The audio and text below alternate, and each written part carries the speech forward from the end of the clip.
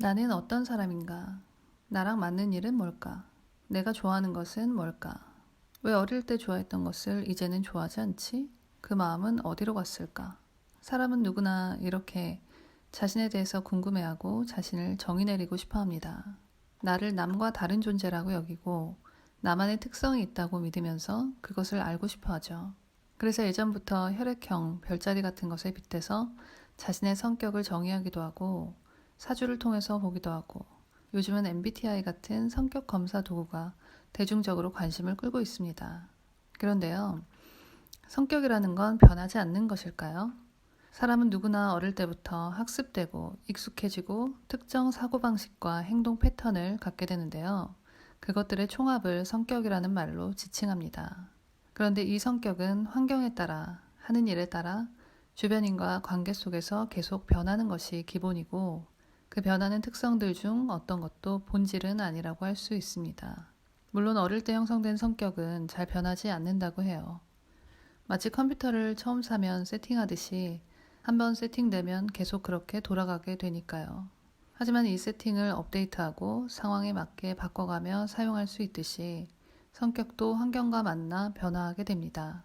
그래서 고정된 성격이 아닌 변화하는 상태로만 존재하는 것이에요. 싫다 좋다라는 기호도 인위적으로 생성된 마음이지 원래 그런 것이 아니고 어느 날 갑자기 바뀌기도 합니다. 어떤 대상에 대해 한번 반응한 것이 습관이 되어 비슷한 것을 보면 그 느낌이 올라오곤 합니다. 그게 화와 같은 감정이든 욕망이든 갖고 싶은 마음이든요. 성격을 검사하는 많은 도구가 존재하는데 도구는 가볍게 도구로서만 활용해야 합니다. 그 유형을 절대적으로 받아들여서 내 특성 그 자체라고 여기면 역으로 그것에 얽매이게 됩니다. 사람을 유형별로 나누고 특징을 서술한 것들은 늘 호기심과 재미를 줍니다. 한마디로 정의할 수 없는 복잡한 것을 한마디로 딱 정의해버리는 순간 느껴지는 쾌감이 있어요. 사람은 의미를 붙이고 애매한 것에 단어를 붙이는 걸 좋아하는데 그 순간 모든 것이 정리가 되고 다 알았다는 생각이 드니까요. 그래서 많은 선입견과 고정관념을 만들고 살아갑니다. MBTI 유형에 너무 집중하다 보면 이런 생각이 듭니다. 나는 평생 이런 성격으로 살 수밖에 없는 건가? 특히 유형에 대한 묘사가 내가 원하는 내 모습이 아닌 경우는 열등감을 갖게 되기도 합니다. 내 능력의 한계를 그어버리는 기분이 들고요. 그런 생각을 계속하다 보면 우울해지게 됩니다. 다른 사람의 MBTI를 알게 되면 아, 그런 사람이구나 하고 바로 선입견이 만들어집니다. 더 이상 그 사람 자체를 보지 않고 MBTI 내용 속에 있는 성격 특성을 거꾸로 그 상대에게 적용합니다. 그래서 정말 MBTI가 내 성격을 표현하는 것일까?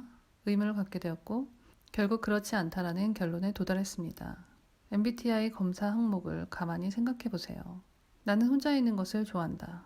여기에 그렇다, 다소 그렇다, 별로 그렇지 않다, 아니다. 이렇게 경향을 체크하게 되어 있죠. 질문이 대체로 이런 식이에요. 나는 나 자신을 잘 표현할 수 있다. 어떤 일을 시작할 때 계획을 먼저 세운다.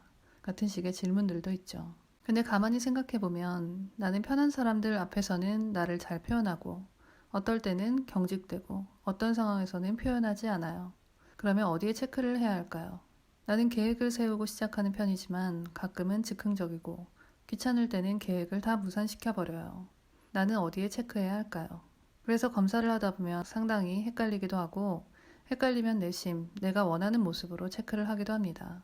그래서 나온 내자의 알파벳 단어가 나를 정확히 표현해 준다고 할 수 있을까요? 내향 I에서 외향 E 사이에는 무수히 많은 변수가 존재합니다. 어떤 상황에서는 에너지와 관심이 내면에 머물러 있고 어떤 때는 외부의 것을 향합니다. 때로는 사람을 만나고 싶고 때로는 혼자 있고 싶어요. 때로는 많은 활동을 하고 싶고 때로는 집에 틀어박혀 있고 싶어요. 나는 내향일까요? 외향일까요? 그냥 때로는 이렇고 때로는 이렇다라는 답밖에 나오지 않아요. S는 감각, N은 직관이라고 하죠. 인간은 누구나 감각 정보로 외부의 사물을 인식하고요. 그것을 내면에서 해석합니다. S가 높은 사람은 직관적이지 못하고 상상력이 없을까요? 저는 때로는 세세한 정보에 집착하고 세밀한 시각적 차이를 잘 구분합니다. 때로는 번뜩이는 아이디어를 실행하기도 하고 영감을 따르기도 합니다. 저는 감각형 S일까요? 직관형인 N일까요? 이성적인 T와 감정형 F가 있습니다. 저는 때로는 이성적이고 분석적이고 때로는 상대의 감정을 세세하게 느낍니다. T 유형은 감정을 못 느끼고 공감 능력이 없을까요? 그들도 내면에서는 세밀한 감정이 올라옵니다. F 유형은 생각이 없을까요? 그들도 끊임없이 떠오르는 생각과 그에 동반되는 감정을 함께 느끼고 생각합니다. J는 판단하고 계획적이며 인식형인 P는 즉흥적이고 유연하다고 합니다. 그런데 저는 계획을 먼저 세울 때도 있고 하다가 계획을 바꾸고 즉흥적으로 다른 일을 시작하기도 합니다. 고정관념이 강할 때도 있고 그 고정관념에서 자유로워지는 순간도 있어요. J와 P 무엇도 저를 100% 표현해주지 못합니다. 이렇게 8가지 특성의 조합으로 16가지 성격 유형이 나옵니다. 그리고 ISTJ부터 ENF까지 각자는 뚜렷한 개성을 가진 캐릭터처럼 묘사됩니다. 내 유형을 알면 한편으로는 속이 시원하고 나라는 사람의 정체성에 대한 의문이 풀린 것 같은 기분이 들어요. 아, 내가 ISTP라서 그랬구나. 아, 내가 ENTJ라서 그랬구나. 라며 자신에 대해 더 잘 이해하게 된 것 같죠. 그리고 그 내용들을 자세히 보고 나와 비슷하다 공감하며 유형과 나를 동일시하게 됩니다. 그 유형과 설명을 계속 보다 보니 결과적으로 그런 성격이 더 강화되기도 하고요. 또 한편으로는 갑갑함을 느끼게 됩니다. 나는 이런 성격이고 평생 변하지 않는 건가? 라는 생각으로 한계를 느끼며 우울해지기도 합니다.